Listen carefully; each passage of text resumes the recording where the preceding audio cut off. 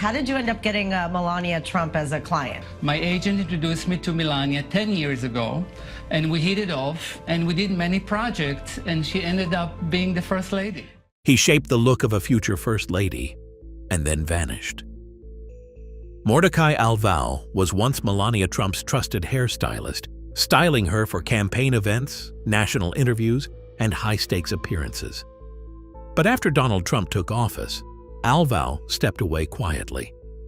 Now, after years of silence, the man behind her image is reflecting on their professional bond, her public transformation, and the controversies that followed.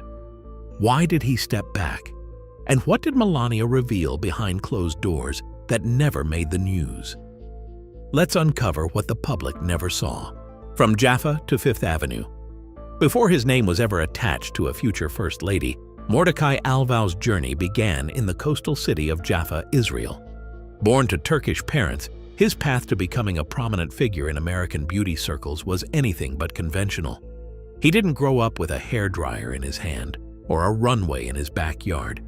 His early years were defined by service and structure, serving in the Israeli army, before his creative instincts found their place in an entirely different world: fashion and hair design. After completing his military duties, Alvow sought to refine his skills.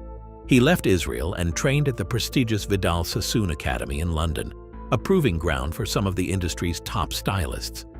It was there that he began mastering the technical foundations of hairstyling while absorbing the discipline and artistry that would later define his signature approach. At the age of merely 22, Alvow made a fearless decision, moving to the United States. He first landed in Los Angeles, spending 6 months learning and connecting himself to everything. But the energy he sought, the momentum he felt aligned with, was waiting for him on the other side of the country. It would be in New York City, with its breakneck speed and upscale clientele, that his future would become his home and the setting for the next chapter of his career. Alvow settled in Manhattan and started working at Modi Modi, a salon located at the Equinox Sports Club on the Upper East Side. There, he began establishing himself as a stylist with a unique touch, one valuing aesthetics along with wellness and intention. But it came not from being trendy, rather from experience. He had had a severe episode of allergies, making Alvow sensitive to many beauty products commonly used. He came to realization that the chemicals in hair care industry were not only affecting clients, but stylists too. Since it was an occupational hazard, he made it a mission for himself. This was in 2006, when Alvow established Yarok, Hebrew term meaning green. The mission was simple, but at the time, rather revolutionary: to develop an organic, non-toxic hair care line that would perform just as well, if not better, than traditional products. Yarok was designed for both hairstylists and clients, pairing clean ingredients with salon-grade results. In no time at all, the brand was catching on with wellness and earth-conscious crowds. 4 years later, he opened up Yarok Beauty Kitchen on West 19th Street in New York. The space was not just a salon. It was a concept studio in the place where raw ingredients were mixed into custom hair remedies, where nature met fashion, and where hair care became a kind of ritual. Everything the salon reflected was what Alvow believed in. Beauty should feel good, not just look good. As his brand and philosophy evolved, so did his clients. Alvow built a reputation for drawing in the high-powered, image-conscious, and out-front women who seemed to be eminently concerned about hair care behind closed doors. These were not ordinary beauty appointments, they were grounding time. And that is probably what ended up making him the perfect fit for that woman, who would eventually come to be one of the most scrutinized figures in modern politics. Mordechai wasn't chasing celebrity-mad headlines and rumors. If he were, he was doing something slower, quieter, and much more permanent: in building trust. Years later, a booking for Vogue Japan would lead him to the woman who would become First Lady, though neither of them knew it yet. The Vogue connection. It was supposed to be just another high-profile styling job, a day on set with a well-known model, prepping looks for a Vogue Japan shoot. But as Mordechai Alvow walked into the dressing area, he was struck by something he hadn't expected. There stood Melania Trump, no makeup, wrapped in a towel, her natural beauty commanding the room without a single accessory. "I was stunned," he would later say, not by the cameras or the prestige of the shoot, but by her simplicity. There was no entourage crowding the space, no diva energy, just quiet poise and an almost immediate sense of familiarity. The chemistry between the stylist and the subject clicked instantly. For Mordechai, this moment was not truly about politics, future titles, or public roles. Melania was not a candidate's wife or an incoming first lady. Melania Knaus was simply a European model with a keen eye for detail who knew what she wanted in her personal style. Their first collaboration came about with ease. According to Alvow, there was almost a tacit understanding of who she was and how she was going to portray herself.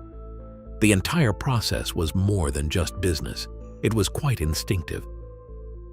At the end of the shoot, Mordechai was ready to leave for the day when he noticed Melania's assistant coming toward him. Could they perhaps have his contact number? Would he be available? That one casual ask at the end of the photo shoot would set up a working relationship over the years. As Melania began to be seen more frequently on red carpets, in some society columns, and later on political stages, Mordechai became her creative constant behind the scenes. He was not just another name in the long list of stylists who turn around. He became a trusted member of her inner circle. And as was to be expected, Melania returned the favor by being one of his staunchest supporters. In fact, one of the really telling gestures of their early relationship occurred not in a private session, but during that fateful Vogue Japan shoot. In a segment where the magazine asked Melania to display the contents of her handbag, she chose, without prompting, to include a product from Mordechai's Yurok line. No PR pitch, no brand placement deal. No, just a spontaneous moment of endorsement that spoke volumes. Over Alvow, it was more than a professional victory. This was much of a personal affirmation. His work, his products, and his philosophy spoke to and for someone who's really at the top and can have it all, but would still opt to be real. Later on, Alvow would be styling Melania for events ranging from fashion galas to private fundraisers. This was not the woman who appointed stylists every couple of months. She liked continuity, valued consistency. And Mordechai was able to give both aspects along with an approach that accentuated her rather than camouflaged. Not just in shaping rhythms with the absence of words between the people, such as when on one side she is sending inspirational photos while at times he suggests more modern interpretations of one-of-a-kind. A very high ponytail bouncing back and forth, possibly a soft wavy head with a center part, but everything depends on the outfit according to the occasion and the tone desired. However, according to the style, the first thing she never wanted was overdone. That was a line she never crossed. It pruned their partnership that was meant to be about hair, but it was also about confidence. Melania does not need to peak in meandering sentences to be understood. When not to speak or when to stay silent was what Mordechai knew would be more needed when she stepped out of her private life and into public life in a very different way. Their early collaboration was purely fashion-focused, but when politics entered the picture, everything about Melania's look had to be reconsidered. Shaping a political image. When Donald Trump announced his run for president in June 2015, everything around Melania Trump changed, and that included her hair. Suddenly, what had once been about personal style and fashion-forward looks was now about messaging, symbolism, and perception. As America watched her step into the national spotlight, one man remained behind the scenes, carefully managing the way she appeared in front of millions: Mordechai Alvow. Before the campaign, Melania's hairstyle was a reflection of her personal tastes. Sometimes she wore it parted down the middle, other times swept to the side. On red carpets or at fashion events, she didn't shy away from high ponytails, retro volume, or softly layered waves. The looks varied depending on the occasion, the outfit, and the overall vibe. But once the campaign began, that freedom narrowed, and strategy took over. Mordechai understood right away that Melania's image had to change. Not great, but nice. "We didn't want to be changing things up," he explained later. Possibly the same consistency suggests stability for the others, to the voters. With Melania, the transformation would be composure with confidence and relatability, all without looking too sloppy or dressed up. That brought Americans the look that is most synonymous with Melania Trump. Long hair, softly curled and worn down with a couple of face-framing layers and a smooth texture. This look was feminine and camera-ready, flattering even under harsh lighting and durable enough to last long campaign days, often stretching into the times before dawn.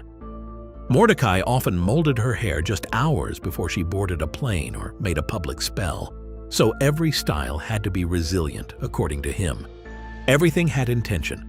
Loose curls would provide softness. A touch of lift at the crown is meant to balance the tall frame.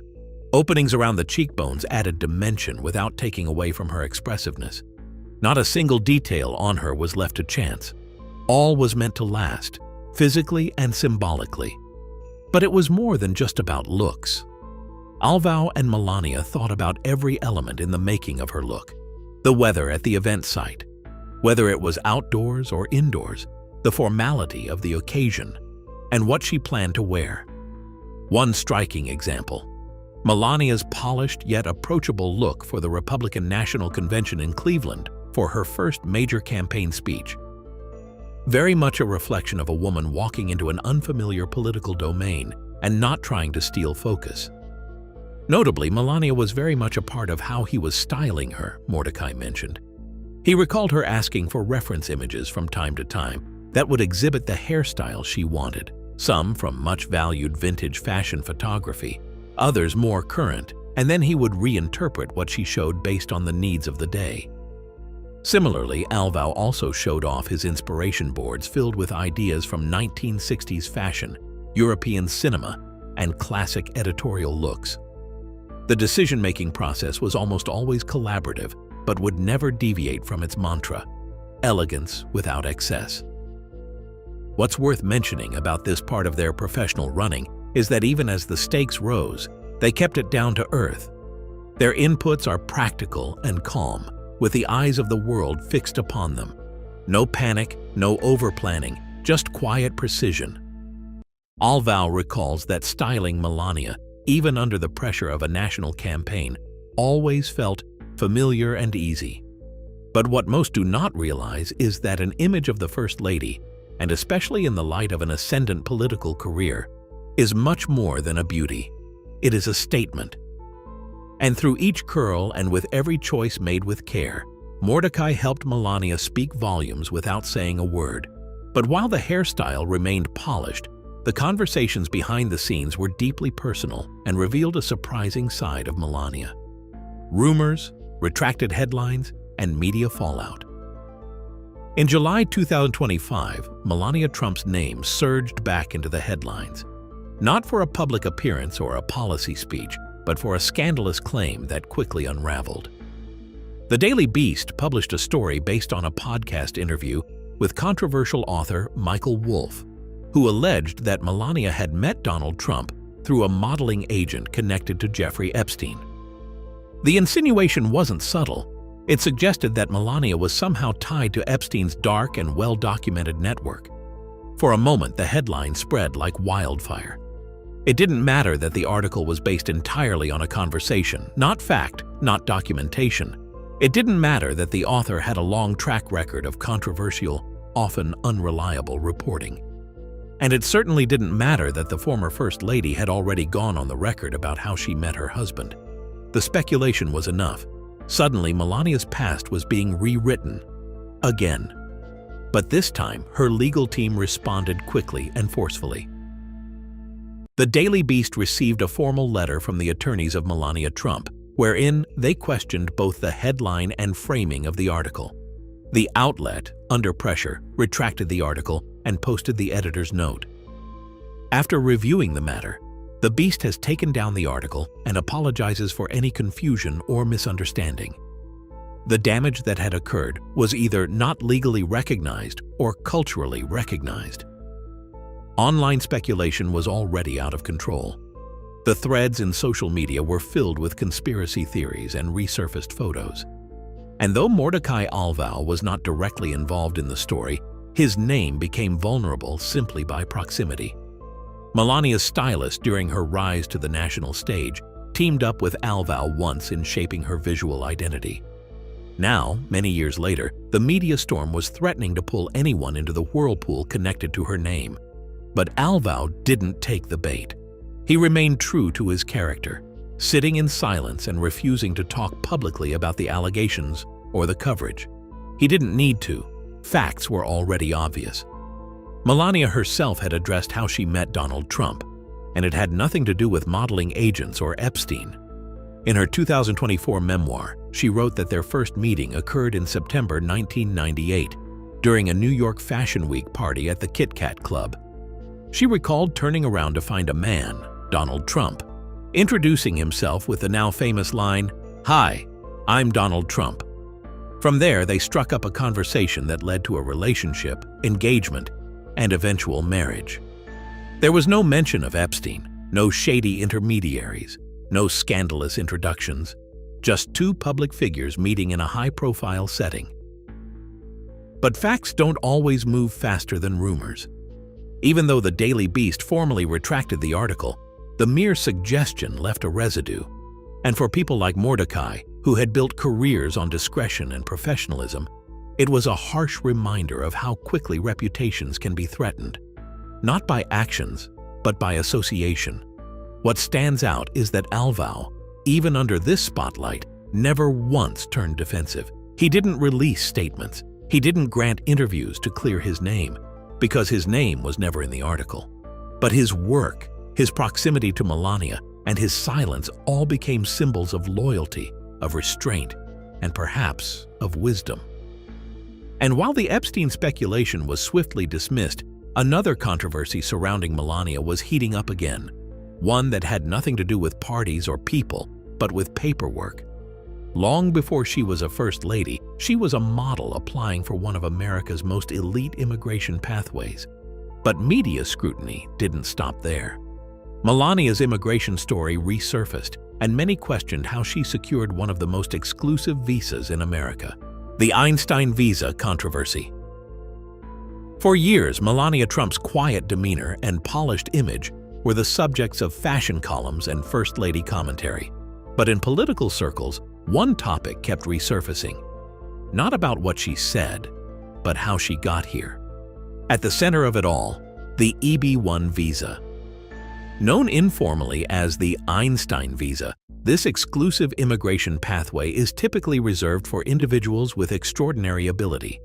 Nobel laureates, Pulitzer winners, Olympic champions. When it was revealed that Melania received this visa in 2001, the questions started and never really stopped. In 2025, the controversy flared again with a blistering congressional hearing on immigration policy.